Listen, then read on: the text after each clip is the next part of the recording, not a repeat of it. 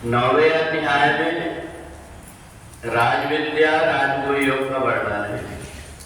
मोघासा मोघ कर्माणो मोघ ज्ञाना विजेत्सा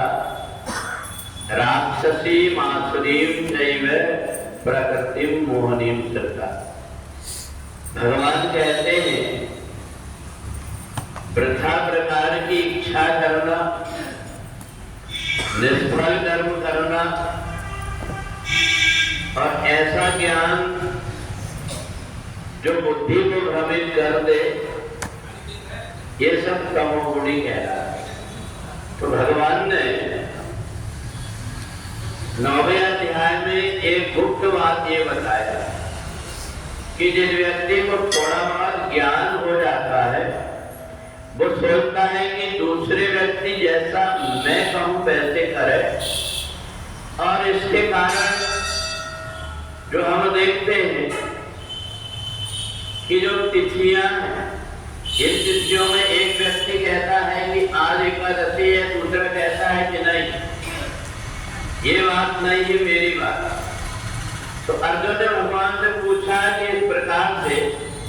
जो व्यक्ति अगर कुछ जानता है थोड़ा बहुत और वो लोगों को भ्रमित करके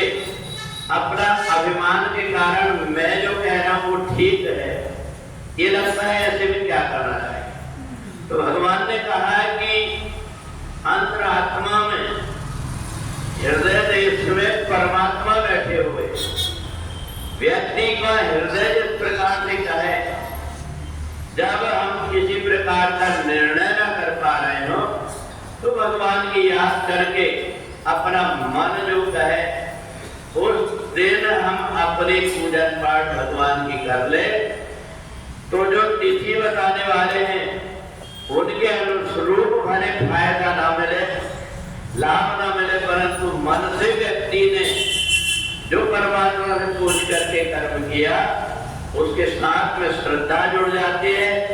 मेरा मन कह रहा है, अर्थात परमात्मा ने वैसा मेरे को ज्ञान दिया, ऐसा मान करके व्यक्ति उलझन से अलग होकर के और फिर उस प्रकार के कर्म करने लगता है, तो उसको उससे कहीं ज्यादा लाभ मिलता है। तो इसलिए जिस व्यक्ति को थोड़ा बहुत ज्ञान हो जाता है, वो व्यक्ति दूसरों को भ्रमित करता है और दूसरे को भ्रमित करके ये नहीं समझ पाता कि मेरे कारण व्रत त्योहारों की कितनी क्षति हो रही, व्यक्तियों के अंदर कितने प्रकार के भ्रम पैदा हो रहे हैं। कभी कोई व्यक्ति किसी प्रकार की तिथि में उलझ जाता है, कभी कोई व्यक्ति। तो इसलिए भगवान ने अपना मत बताया कि श्रद्धा से तुम्हारा किया हुआ कर्म तिथि एक घड़ी पीछे हो जाएगी, परंतु श्रद्धा से किया हुआ तुम्हारा कर्म परमात्मा तक पहुंच जाएगा। इसलिए जहां कहीं भ्रमित मन हो जाए, वहां पर परमात्मा की प्रति श्रद्धा रख करके व्यक्ति कार्य करता है, उससे ज्यादा फायदा मिलता है। तो इसलिए भगवान ने मोभाषा मोघ ज्ञाना मोघ कर्मो विकरणा, जिस व्यक्ति का ज्ञान में अहंकार हो जाता है, परमात्मा की भक्ति नहीं रहती, वो ज्ञान बेकार का कहलाता है। और इसलिए दूसरों को उपदेश करने वाला व्यक्ति खुद भाव सागर में अटक करके रह जाता है,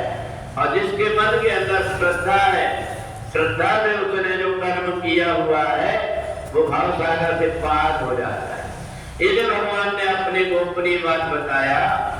कि जो भी व्यक्ति मेरे भक्तों को भ्रमित करता है, भक्त का हृदय तो भोला भाला रहता है, परंतु इससे मेरे को कष्ट होता है, और उन व्यक्ति को जो भ्रमित करने वाला है वो इधर उधर भटकते रहता है, मेरे भक्तों को तो मैं किसी भी प्रकार से अपने पास बुला लेता हूं। तो इसलिए हमें इधर उधर की कोई उलझन में ना पड़ करके परमात्मा के प्रति हमारे मन में श्रद्धा हो, श्रद्धा से हम अगर कुछ भी करते हैं तो भले हमारे पास कोई सामग्री हो या ना हो, मन से जो परमात्मा की मानसिक पूजा कर लेता है उससे भी कई गुना पुण्य मिलता है। तो इसलिए कर्म करने वाला व्यक्ति उलझ कर ही रह जाता है, परंतु जो व्यक्ति श्रद्धावान होता है वो परमात्मा की भक्ति प्राप्त कर लेता है। तो इसलिए जहां कहीं इधर उधर उलझ करके अपने मन को भ्रमित ना करके श्रद्धा भाव से परमात्मा के लिए जो कुछ भी कर्म जिस दिन जिस स्थिति को करते हैं, हर दिन पूरा समय सूर्य उदय से लेकर के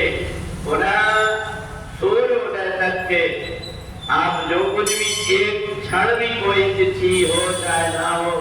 श्रद्धा अगर तुम्हारे मन के अंदर है तो वो लाभ प्राप्त हो जाता है। इसलिए हम श्रद्धा पूर्वक परमात्मा की भक्ति करें।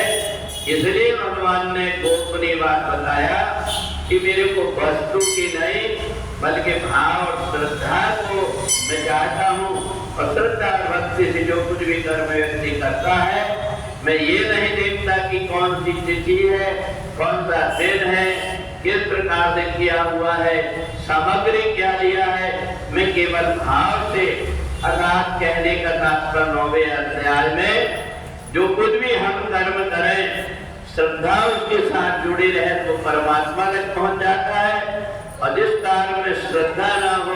वो परमात्मा तक नहीं पहुंच पाए। बोले वृंदावन बिहारी लाल की।